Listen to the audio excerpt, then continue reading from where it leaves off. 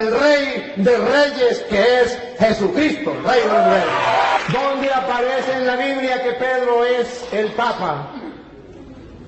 ¿Y quién lo nombró Papa? Usted mismo lo va a leer, búsquemelo en la Biblia. Pero primero tiene que saber qué significa Papa. ¿Sabe? Padre. Otra vez. Padre. Padre. ¿Lo escucharon por las redes sociales? Sí, significa Padre. ¿Quién lo nombró Padre? Papa. Nuestro Señor Jesucristo. Nuestro Señor Jesucristo nos nombró Papa. Padre. ¿Dónde? Mateo capítulo 16, versículo 18, que él mismo va a leer, por favor. Él mismo lo va a leer. Y yo te digo, tú eres Pedro, y sobre esta piedra edificaré mi iglesia. A ver, dígalo. Y yo te digo hoy que tú eres Pedro, no dice Papa. No, es que todavía no lo he explicado. Todavía no lo he explicado. Lo está explicando usted. Yo todavía no lo he explicado. Es que no dice así. No, por él. ¿Usted lo va a leer o lo leen ellos? No, yo lo leo. Bueno, dale. Es que ustedes no olviden qué significa Papa. Padre. Nunca lo olviden. Porque él me pregunta quién nombró a Pedro Papa. Y se mete a católico, vamos a decir, cumple. Yo le tengo. Ok, 18, ¿no? Sí. Y ahora yo te digo, tú eres Pedro, o sea, piedra, y sobre esta piedra edificaré mi iglesia. Siga. Los poderes de la muerte jamás la podrán vencer. Ahora subraye lo que viene, hermano, y no lo olviden, ni ustedes ni los que están en la cámara. ¿Qué le dijo Jesús a Pedro? Siga. Yo te daré las llaves del reino de los cielos. Deténganse ahí, subrayenlo. Jesucristo le está dando ¿a quién? A Pedro. ¿Qué le está dando? Las llaves. ¿De qué? Del reino. Entonces, si le está dando las llaves del reino, Jesucristo es el rey y le está dando a Pedro las llaves. Pero todavía ahí no dice Papa. Ahí no dice papá. No dice padre. ¡Tranquilo! ¡Con calma! ¡Despacio! ¡Despacio! Solamente pongan la lupa. Detalles. Aquí te doy las llaves del reino de los cielos. Sigan. Lo que ates en la tierra quedará atado en el cielo, y lo que desates en la tierra quedará desatado en el cielo. Ahora, ¿de quién se copió Jesucristo? ¿De dónde sacó esa frase? ¿Esas son de él? No. Esas son textuales de Isaías capítulo 22, versículos 20 al 22. Isaías 22, 20, 22 va a explicar a quién se le da las llaves. Va a explicar quién entrega las llaves. Y va a explicar cómo la gente tiene que llamar a esa persona que se le entrega las llaves del reino. A ver si lo llaman padre. Si lo llegan a llamar padre, comprenderán por qué Jesucristo le entregó las llaves a Pedro. Vamos a verlo. Isaías, capítulo 22, versículo 20. Léalo usted mismo. Porque no va a leer donde diga padre. ¿Isaías qué? 22, 20 al 22. Hermanos queridos, Jesucristo no inventó nada. Él agarró de allá, de lo que Isaías decía, de lo que venía del pueblo de Israel. Le está hablando a judíos. Entonces él le va a decir, yo soy el rey. Pedro es mi mayordomo. ¿Cómo lo dice? Entregándole las llaves. Lo que antes quedará atado, lo que desate quedará desatado. Vamos a ver cómo lo dice Isaías 22:20. A Eliakim, hijo de Elías, le pasaré tu traje, le colocaré tu cinturón y le conferiré tu cargo. Le da un cargo, le está dando un cargo a Eliakim, el mayordomo. El rey le da un cargo. Vamos a ver. Y él será un padre para los habitantes de Jerusalén. Ese será un padre para los habitantes de Jerusalén. Y pongan cuidado, Pongan cuidado, un padre para los habitantes de Jerusalén y para la familia de Judá. Y para la familia de Judá. Diga.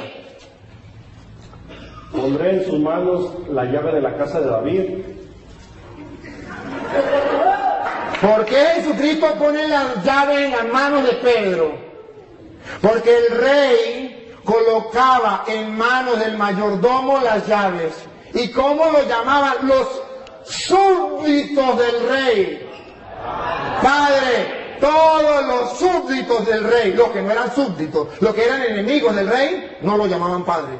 Pero los súbditos del rey, los que reconocían al rey, lo reconocían como rey, a su mayordomo, a quien le daban las llaves, lo llamaban padre. Porque Jesucristo le entrega teológicamente a Pedro. ¿Qué significa cuando le dice, a ti te doy la llave, te estoy nombrando mi mayordomo y todos lo tienen que llamar padre? Los súbditos del rey. Y Jesucristo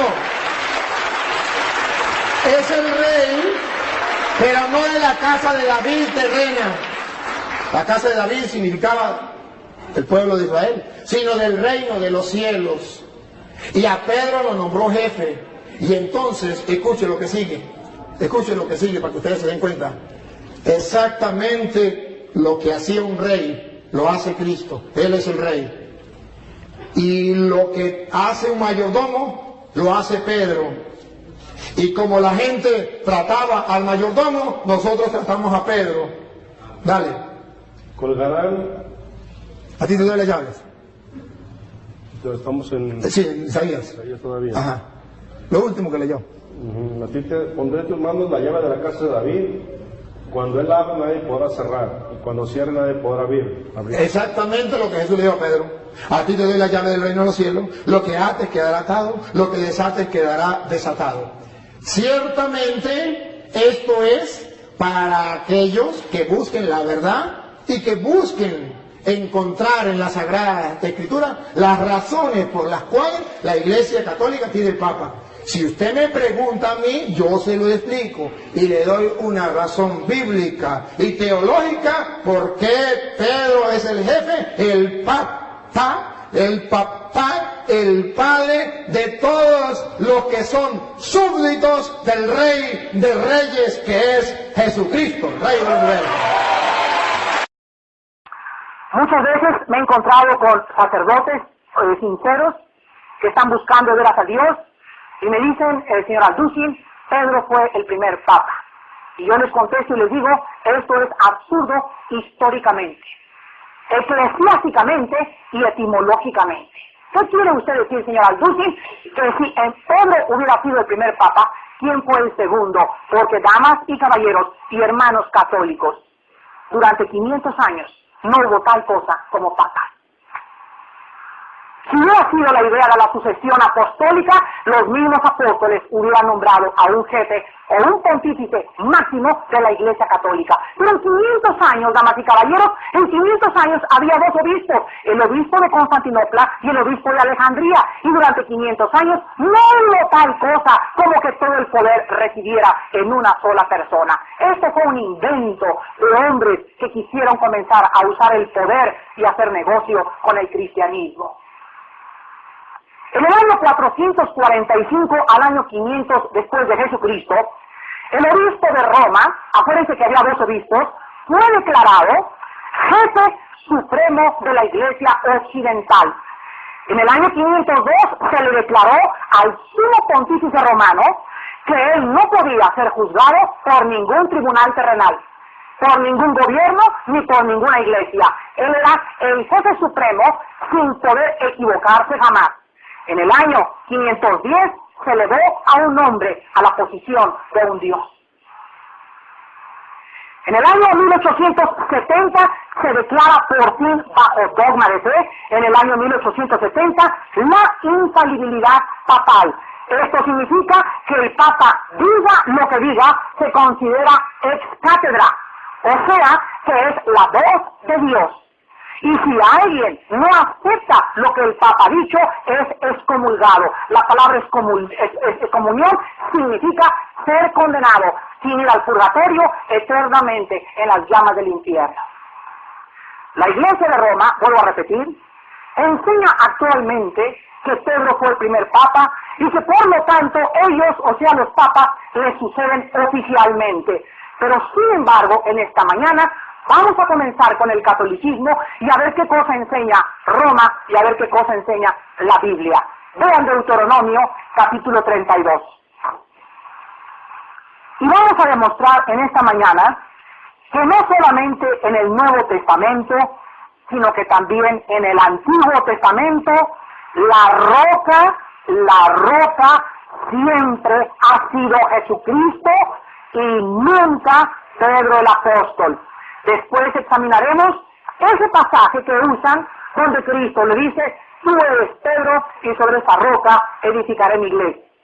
Vamos por orden entonces, y dice en Deuteronomio capítulo 32, versículo 4, Él es la roca. Pedro ni siquiera había nacido, cuya obra es perfecta, porque todos sus caminos son rectitud. Dios de verdad y sin ninguna iniquidad en él. Es justo y es perfecto. Vean ustedes ahora el versículo 18. De la roca que te creó, te olvidaste. Te has olvidado de Dios, tu Creador. Ahora vamos al Nuevo Testamento, en el libro de los Efesios. Efesios capítulo 2, versículo 20. Dice la Biblia: edificados sobre el fundamento de los apóstoles y profetas, siendo la principal piedra del ángulo, ¿quién? Jesucristo mismo. La piedra es Cristo. Ahora oigamos al propio Pedro. En primera de Pedro capítulo 2, ¿qué pensaba Pedro acerca de si él era o no era la roca?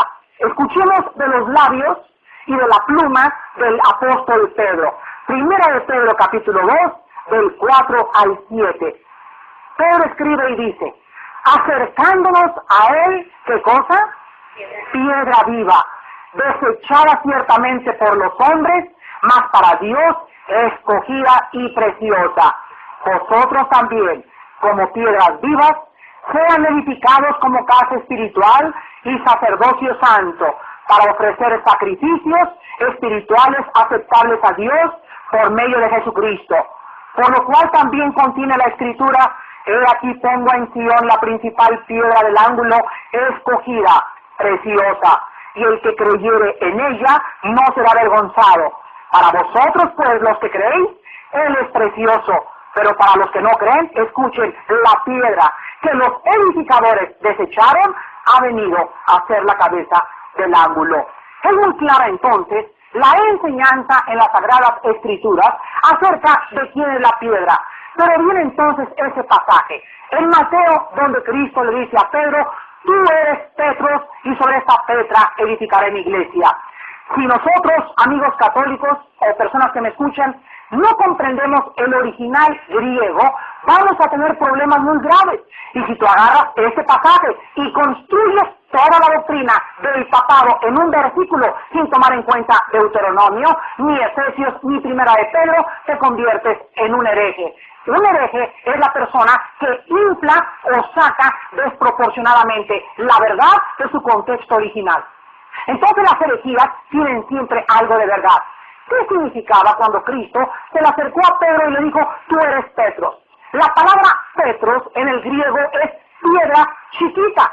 Y cuando Cristo le cambió el nombre a Pedro, le puso Simón, de Simón le puso Pedro, y significa piedra pequeña. Y cuando Cristo le dijo: tú eres Petros, o sea, una piedra pequeña, y sobre esta Petra, la palabra Petra es piedra grandísima, es una rocota grandísima, edificaré mi iglesia. Cristo le decía: tú eres una piedra pequeña, Pedro, pero sobre mí, sobre esta Petra que tú estás viendo, será edificada la iglesia. ¿Cómo es posible que Jesucristo pudiera construir su iglesia sobre un hombre? Cuando la misma Biblia dice: no hay justo ni aun uno, perverso y engañoso es el corazón más que todas las cosas. Entonces las enseñanzas de la Escritura son exactamente claras. Ahora, aparte de estas enseñanzas bíblicas, les quiero dar a ustedes otro tipo de defensa completamente que contradice la enseñanza del papado. En primer lugar, todos los papas se han contradecido unos de otros. Les voy a dar un ejemplo. Juan 23 mandó que todos los católicos no necesitaban confesarse para tomar la comunión. Ahora existe un nuevo decreto que un papa hace 3 siglos dijo que el que no se confesara se iría al infierno. La pregunta es, señores católicos, ¿a qué papa le vamos a creer? Un papa dice que tiene que confesarse y otro quita la confesión. Entre ellos mismos no puede haber infalibilidad porque entre ellos mismos se contradicen. Ahora, muchos papas prohibieron, por ejemplo, durante 14 siglos, prohibieron más de 60 papas que si alguien leía la Biblia, lo mataban quemado vivo en la hoguera. Lo mataban en la hoguera. Y ahora otros, como Juan 23 y Pío XII, permitieron la lectura de la Biblia. ¿A quién o cuál de ellos era infalible? Después vemos en segundo lugar que todas las enseñanzas doctrinales, por ejemplo, de los papas, contradicen la Biblia. Por ejemplo, la mención del limbo, que si a un niño no lo bautizan se va al limbo. Señores papas, ¿de dónde sacaron eso? La mención del purgatorio, lo vamos a ver la semana que entra, que si una persona muere en pecado venial, no mortal, venial, y no se confiesa, ni le echan aceite o los santos óleos antes de morirse, se va al purgatorio a purgar sus pecados y estar listo durante 5.000, 10.000 años para poder entrar al cielo. ¿De dónde sacaron esta enseñanza? No aparece ni siquiera en la Biblia la palabra limbo ni purgatorio. En tercer lugar, las misas a los muertos. Cuando una persona se muere, hacen misas que se llaman gregorianas. Señores, ¿de dónde sacaron este invento? ¿Ustedes creen que una persona que haya sido mala y que haya sido un asesino, cuando después de muerte la familia tiene dinero para pagarle las misas gregorianas, las misas lo van a sacar del infierno? Tenemos también, por ejemplo, que solamente la Iglesia romana salva. Si tú no eres católico, tú te vas al infierno. Eso fue la declaración ex cátedra del papado. Las veladoras a los santos, a las vírgenes, los santos óleos, en donde se encuentran todas estas cosas en la Biblia, no tienen absolutamente ninguna base más que tradiciones inventadas por los hombres. Gracias a Dios por el Papa Juan 23. Que abrió la Biblia, y ahora miles de católicos están abriendo los ojos y dándose cuenta lo que dijo Jesucristo en Marcos capítulo 7. Este pueblo de labios me honra, mas su corazón está lejos de mí, porque en vano me honran, enseñando como doctrinas mandamientos de hombres. Y en verdad